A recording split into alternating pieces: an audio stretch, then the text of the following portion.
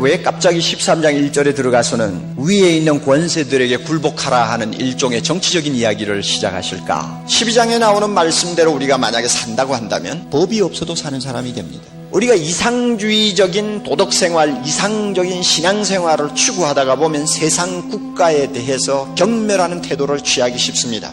우리의 시민권은 하늘에 있다. 그러니 이 나라의 시민권하고는 내하고 관계없다. 이런 것이 잘못되었다는 것을 지적하는 것입니다. 우리의 시민권이 하늘에 있는 것처럼 우리의 시민권이 이 지상 국가에도 있다는 것을 가르쳐 줍니다. 그러면 본문이 우리에게 가르쳐 주시는 진리의 골자는 뭐냐? 1절에 나와 있습니다. 각 사람은 위에 있는 권세들에게 굴복하라 하는 것입니다. 이 굴복하라는 의미가 무엇인가? 첫째는 통치자의 권위를 존중하라는 뜻입니다. 권세는 하나님께로 나지 않음이 없나니 모든 권세는 다 하나님의 정하신 바라. 그러므로 권세를 거스리는 자는 하나님의 명을 거스림이니 거스리는 자들은 심판을 자처하리라. 권력의 원천이 하나님에게 있는 것이니까 존경해라, 그것입니다. 통치자의 권력에 우리가 존중을 표하지 못하면 그것은 그 권력을 주신 하나님을 멸시하는 것이라고 하는 것입니다. 이것은 죄가 됩니다. 권력을 잡은 사람이면 그 사람 자체가 어떤 인간이든지 상관없이 그 권력은 하나님이 주셨다는 것입니다. 좋은 지도자든 나쁜 지도자든 일단 권자에 앉은 사람은 하나님이 뜻이 있어서 세웠다는 것, 우리가 인정을 해야 합니다. 이것이 바로 하나님을 우리가 바로 섬기는 믿음의 자세라고 하는 것입니다. 그러나 무능한 지도자, 포악한 지도자, 부패한 지도자, 교회를 탄압하는 지도자를 놓고 어떻게 우리가 존경할 수 있습니까? 하는 마음이 우리 속에서 일어납니다. 그럼에도 불구하고 바울은 말합니다. 위에 있는 권세를 존중하라. 제 이야기보다도 유명한 종교개혁자 칼빈의 말을 소개하는 것이 더 설득력이 있을 것 같습니다. 존경할 만한 일말의 가치도 없는 악랄한 사람이라도 공적인 권력을 장악하면 하나님이 주신 정의와 심판의 사자로서 갖는 그 찬란하고도 거룩한 권세가 그에게 돌아간다. 그러므로 백성은 가장 훌륭한 왕에게 바치는 것과 똑같은 존경을 그에게도 바쳐야 된다.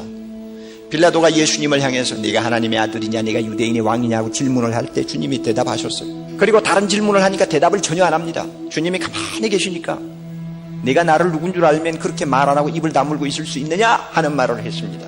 그때 예수님이 유명한 말씀 한마디를 하셨어요. 요한복음 19장 11절인데 위에서 주지 아니하셨다면 나를 해할 권세가 없었으리라. 예수님의 대답입니다. 우리가 이 예수님의 자세에서 국가의 통치권을 가진 자에게 어떤 태도를 취해야 할 것인가 우리가 배워야 합니다. 민주화라는 미명 아래 권위를 경멸하는 풍조가 만연하고 있는 것을 저는 탄식합니다.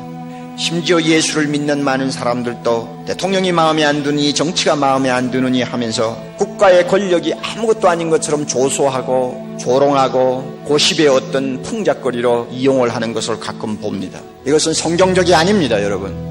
통치자를 우습게 보니까 통치자의 권위를 존중하지 못하니까 그것이 나중에 어디까지 미칩니까? 젊은 애들이 부모의 권위를 인정합니까? 스승의 권위를 인정합니까? 이 세상에서 깨끗하게 살아보겠다고 하는 사람의 권위를 인정합니까? 이 땅 위에 권위가 어디 있습니까? 누가 그렇게 만들었나요? 우리의 태도가 그렇게 만든 것입니다. 자유민주주의 사회에서는 시민 불복종 운동을 우리가 전개할 수도 있습니다. 우리가 명심해야 할 것은 불복종할 수가 있지만은 불복종을 먼저 앞세우면 안 된다는 것입니다. 불복종 전에 존경하는 자세를 먼저 앞세워야 하는 것입니다. 권위에 대한 존경이 없이 불복종만 외치는 사람들은 나라를 망치는 사람이요 하나님의 거룩한 주권을 침해하는 사람이라는 것을 우리는 인정해야 할 것입니다. 위에 있는 권세에 굴복하라는 두 번째 의미가 있습니다. 그것은 국가의 법에 순종하라는 뜻입니다. 법이 있는 이상 국민은 법을 지켜야 할 의무가 있습니다. 정치가 마음에 안 들고 통치자가 보기 싫은 마당에 법은 무슨 법이냐 하는 생각을 가지는 분들이 가끔 있는 것 봅니다. 그래서 제 마음대로 해요. 조그마한 교통 법규도 안 지키려고 합니다. 안 지키는 것으로 굉장히 용감하고 오늘날 이 시대의 영웅처럼 행세하는 것처럼 착각하는 사람들이 있어요. 길가에 가다가 담배를 피우고 담배꽁초를 그 지하철 환기구멍에다가 탁 남보를 던지는 것으로 영웅심을 느끼는 사람이 있어요. 돈 사람이에요, 돈 사람. 조그마한 법 하나도 안 지킴으로써 오히려 자기가 영웅이 된 것처럼 생각한다 그 말입니다. 위에 있는 권세를 굴복하라 하는 세 번째 의미는 국민의 의무를 다하라는 뜻입니다. 다 같이 공세를 받을 자에게 공세를 바치고 국세 받을 자에게 국세를 바치고 두려워할 자를 두려워하며 존경할 자를 존경하라. 대통령이 마음에 들고 안 들고를 떠나서, 정치가 잘 되고 안 되고를 떠나서 우리의 안녕과 행복을 위해서라도 세금을 내야 된다는 이야기입니다. 이게 하나님의 명령입니다. 사실 솔직하게 이야기합시다. 우리가 국가에 얼마나 빚을 지고 있습니까? 나라 없이 나라는 것이 존재할 수 있습니까?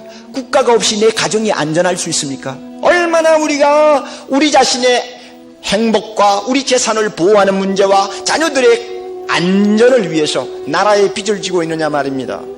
이렇게 빚 지고도 세금 내기를 싫어한다면 살 자격이 없을지도 모릅니다. 개인의 힘으로 도무지 누릴 수 없는 공공 서비스를 우리가 얼마나 많이 받고 있습니까?